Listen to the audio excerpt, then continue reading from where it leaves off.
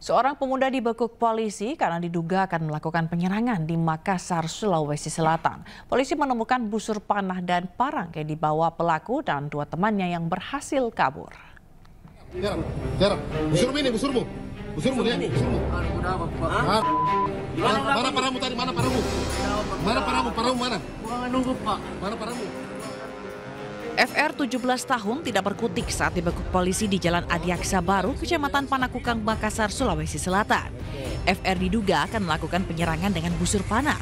Pasalnya, polisi menemukan busur panah dan parang saat berpatroli untuk pengamanan wilayah. Menurut polisi, saat terjaring patroli, FR tengah bersama dua temannya yang membawa parang namun berhasil kabur. Saat diperiksa, FR bukan merupakan warga Panakukang. Hasil interogasi diketahui bahwa sekiranya tidak ditemukan oleh anggota opsional, maka mungkin terjadi penyerangan untuk di wilayah khususnya di jalan sekitaran Adiaksa. Ada satu anak panah busur berikut dengan sebuah ketapel. Maraknya teror busur panah di wilayah Makassar membuat Kapolrestabes Makassar memperlakukan undang-undang darurat dengan ancaman hukuman 10 tahun penjara.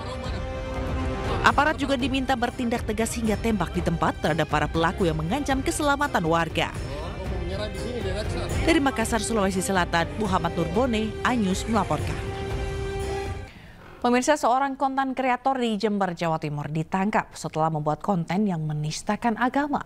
Ia ditangkap di Pulau Bali setelah dilaporkan ormas keagamaan. Rahasia lagi, banyak orang yang sangat meyakini bahwa Nabi Muhammad sesungguhnya hanyalah tokoh. Inilah konten yang dibuat Donald Ignatius dan berisi pendapatnya soal Nabi Muhammad. Pernyataan konten kreator asal Jember ini viral dan meresahkan karena menyebut Nabi Muhammad merupakan tokoh fiktif. Setelah mendapat laporan dari organisasi keagamaan, Polres Jember bergerak cepat dan menangkap Donald Ignatius di Pulau Bali yang juga menjadi tempatnya membuat konten tersebut. Kamu cuplik nggak itu? Enggak kan? Enggak kamu cuplik, enggak kamu cuplik tuh. Yang menyatakan itu enggak kamu cuplik. Saya sampaikan. Kamu sampaikan. Ya. Ya gini aja Mas, interogasi aja ke Polda dulu ya. Kita di sana. Bawa baca. Setelah diperiksa intensif, polisi akhirnya menetapkan Donald Ignatius sebagai tersangka. Ia diketahui pernah dipenjara 2 tahun karena kasus ujaran kebencian. Fiktif artinya tokoh ini adalah tokoh hasil imajinasi atau tokoh imajiner yang tidak sungguh-sungguh pernah ada. Dan tidak lama berselang video ini viral dan mendapat banyak kecaman dari masyarakat di Kabupaten Jember dan dikhawatirkan menimbulkan permusuhan dan kebencian di masyarakat, terutama bagi umat muslim yang dikhawatirkan berujung pada tindakan anarkis. Untuk tersangka ini asli Jember dan bekerja di Provinsi Bali. Untuk mempertanggungjawabkan perbuatannya, ia dijerat Undang-Undang Informasi dan Transaksi Elektronik dengan ancaman hukuman 6 tahun penjara. Dari Jember, Jawa Timur, Bambang Sugiarto, iNews melaporkan. Pemirsa, seorang karyawan sebuah toko bangunan di Padang, Sumatera Barat diringkus polisi usai mencuri uang majikan di tempat dirinya bekerja. Pelaku nekat mencuri hanya untuk memenuhi keinginan bergaya hidup mewah.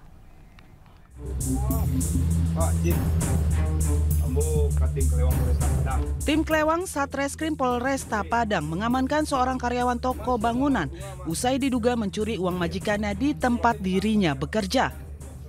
Wanita muda berinisial B usia 24 tahun ini dilaporkan pemilik toko setelah mencurigai adanya kejanggalan dalam proses keuangan. Pemilik toko mulai curiga setelah menemukan selisih antara laporan keuangan dan uang tunai yang ada di kasir. Usai mengecek kamera pengawas, terekam aktivitas pelaku mengambil uang dari laci kasir tanpa izin. Kepada polisi, pelaku mengaku nekat mencuri karena ingin memenuhi gaya hidup mewahnya tanpa harus kerja keras.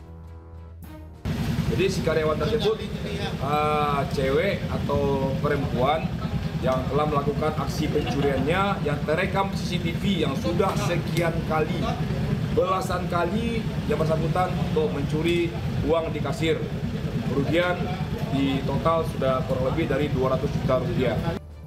Kasus ini menjadi pengingat bagi pelaku usaha untuk meningkatkan sistem pengawasan dan pengelolaan keuangan internal agar kejadian serupa tidak terulang kembali.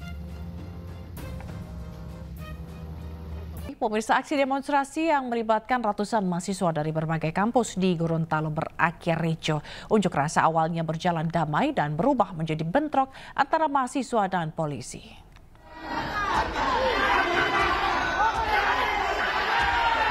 Aksi unjuk rasa mahasiswa yang tergabung dalam aliansi BEM Cipayung Plus di DPRD Provinsi Gorontalo berakhir ricuh pada Senin sore. Para mahasiswa menyuarakan kebebasan berpendapat dan maraknya aksi premanisme di Gorontalo.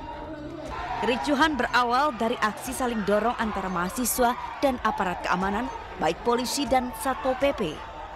Massa semakin ricuh saat anggota Satpol PP berusaha untuk memadamkan api, namun mengenai wajah salah satu pendemo.